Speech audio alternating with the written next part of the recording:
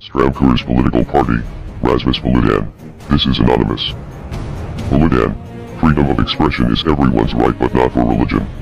You have tried several times to harass one. Gue Toripia finansira buat SBS system. We're not criminals. We're not organized crime. Don't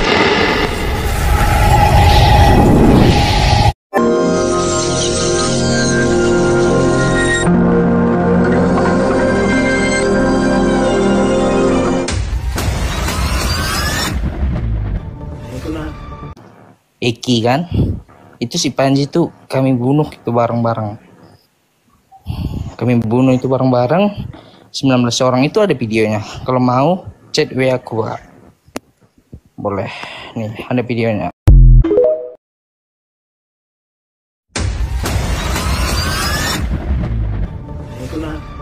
Pertama kita prihatin ya. Saya ucapkan duka cita kepada keluarga Pina itu ya. Memang pertama dia bilang itu korban pemerkosaan dan tabrak lari.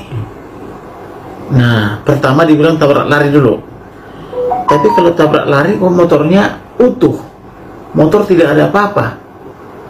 Tapi kok mayat laki-laki ditaruh di situ, mayat perempuan bawa blur gitu ya. Tetapi motornya tidak apa-apa.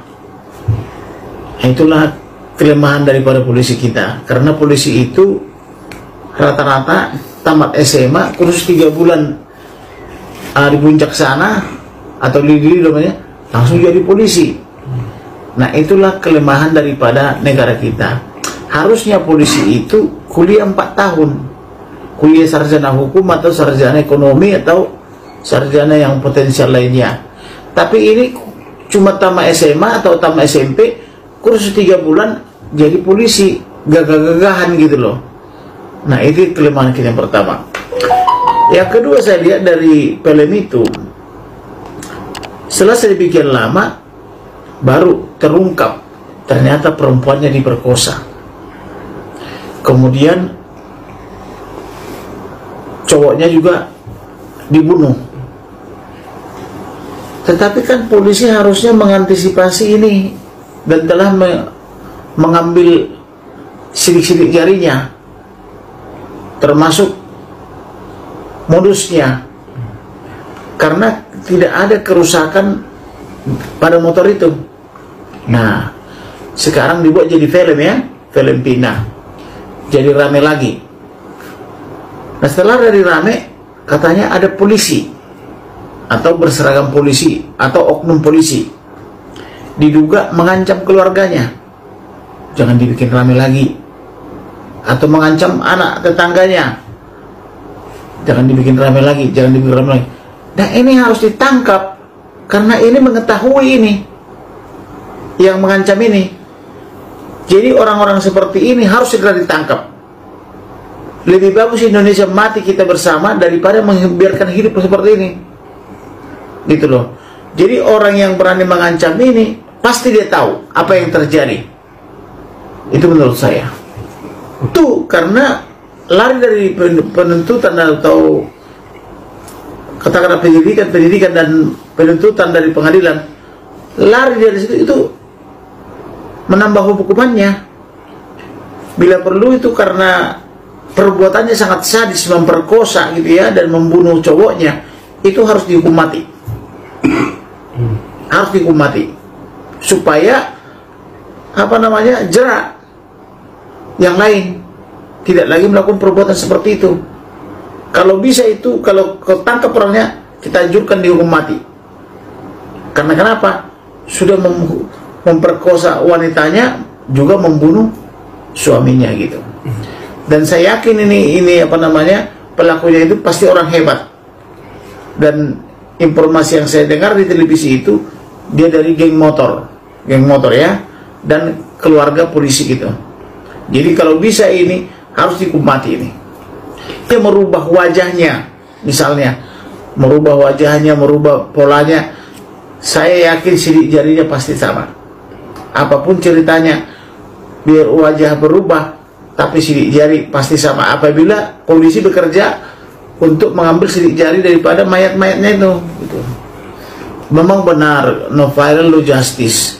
Apa-apa kalau tidak diperalkan, polisi kita ini tidak bisa bekerja. Ayahnya daripada almarhum Eki ini anggota polisi yang bertugas di bagian narkoba selaku kanit. Maka tindakan-tindakan luar daripada prosedural itulah yang dilaksanakan. Di luar prosedural? Itu betul. Oleh ayahnya almarhum Eki? Oleh ayahnya almarhum Eki. Yang menangkap 8 orang itu dari narkoba atau dari reskrimum? Dari narkoba, dibantu dengan anggotanya. Memang ada indikasi mereka masalah narkoba gitu? Bukan. Jadi begini, saya jelaskan supaya clear ini masalahnya.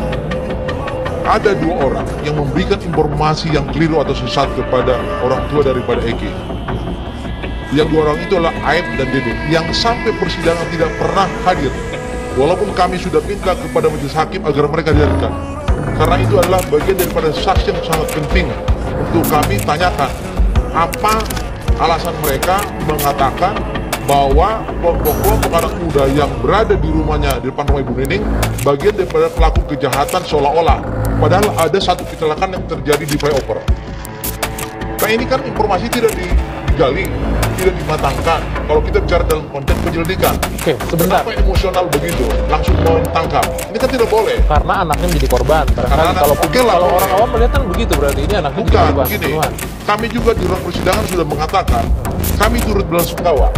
Tapi dalam konteks hukum pembuktian harus jelas, nggak boleh mentangkap, terlepas ke tanggal dia pribadi polisi. Ada kewenangan masing-masing. Sebentar Pak, sebentar. Pertanyaan saya sederhana sih. Oke. Sekali lagi, yang menangkap 8 orang ini dari satuan apa? Satuan narkoba. Satuan narkoba, bukan reskrimum. Bukan.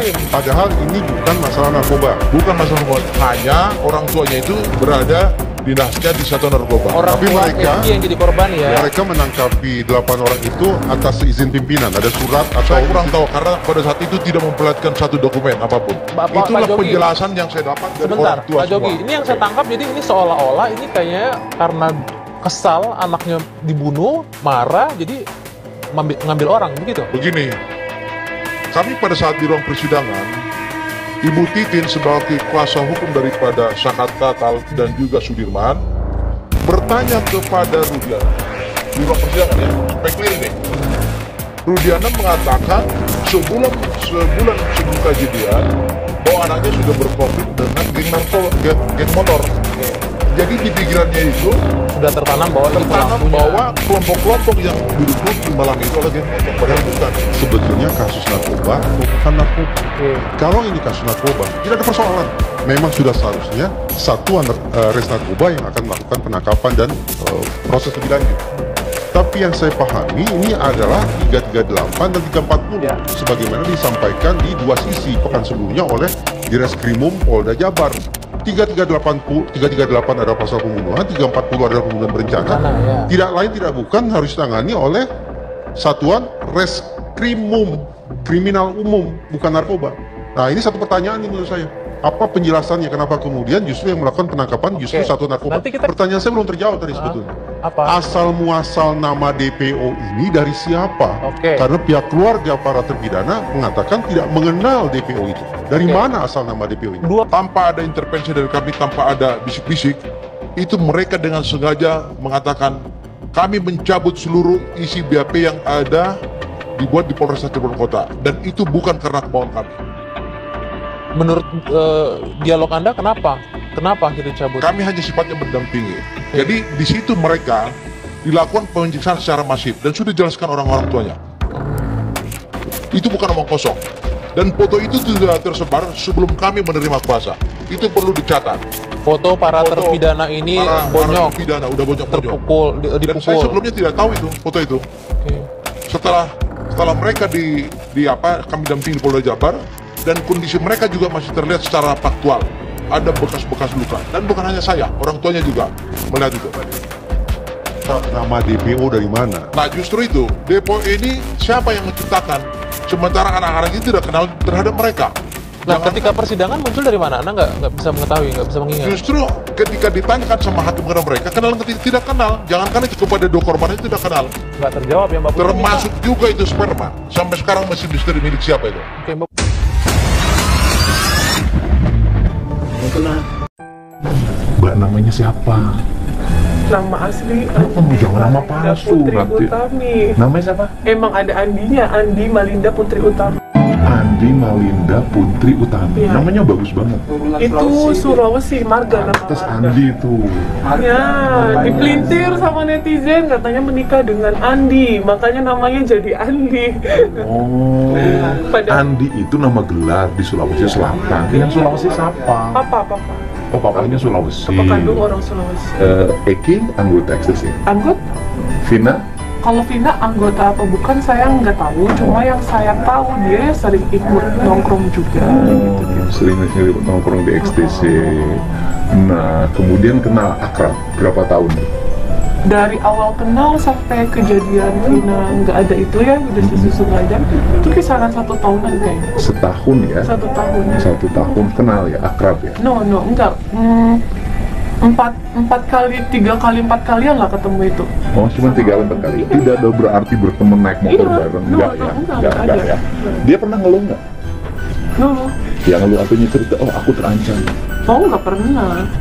Nggak pernah. Aku Paling berkonflik. Nggak pernah. curhatnya tentang pacar aja, tentang si almarhum Eki, kayak, Kak, Eki bagaimana sih? Oh, biasalah. Iya. Ini pasangan aku tuh gini. Iya. Itu pun nggak curhat ke aku aja, maksudnya kan ada di situ juga ada yang dituakan namanya bunda gitu, jadi ada ladies senior bla bla bla kayak gitu. Jadi tidak ada dalam posisi sejarah konflik, nggak ada. Nggak ada. Artinya aku terancam, aku ini mantan pacar aku mau deketin lagi, ngancam. Nggak ada cerita lagi Vina pernah ngeludahin, nggak pernah curhat. Karena nggak seintrovert, nggak sedekat itu loh gitu. Itu kan hanya hanya film aja. Film itu kan tidak ada perizinan sama sekali dari aku. Dan kita tidak mesti harus mengikuti skenario film. Iya, netizen itu kan menggiring opini karena dari film itu kan. Nah, film itu hanya taruhlah ilustrasi karena sutradara tidak bisa menemui saya. Oh iya, kalau film itu kan cerita fiksi. Fiksi, iya. Kan? Ceritalah dengan Vina kecelakaan atau mengalami pembunuhan atau di dalam Kecelakaan. Oh, itu dengernya kecelakaan. Kecelakaan. Setelah dengar kecelakaannya gimana? Ya, aku kayak cari tahu kan, kayak, oh Vina siapa, Eki siapa gitu loh. Terus banyak status di BBM itu anak-anak yang anak ekstasi. Terus aku sempat nanya ke beberapa orang, tapi aku lupa ya nanya ke siapa karena udah lama juga kan. Kalau saya tahu aku nanya kayak, Vina siapa, Eki siapa? Terus mereka ngomong, itu loh anak 04 Sumber katanya gitu. Oh iya, aku tahu gitu. Oh, anak Sumber. Nah, setelah itu nengok? Paginya, itu kan malam tuh, aku tahu berita itu kan pagi. Nah, dari situ nggak tahu kenapa hati ini kayak, ayo kesana gitu. Oh, akhirnya nengok. Tapi baru sampai depan, kan aku tuh karena tidak sedekat itu loh, jadi tidak tahu rumahnya tuh di mana. Makanya pada saat kemarin kakaknya Vina bilang, Brinda pernah main beberapa kali ke rumah. Coba deh Mbak ingat-ingat lagi. Apa benar saya pernah main ke rumah? Mbak ini jangan banyak bohong juga.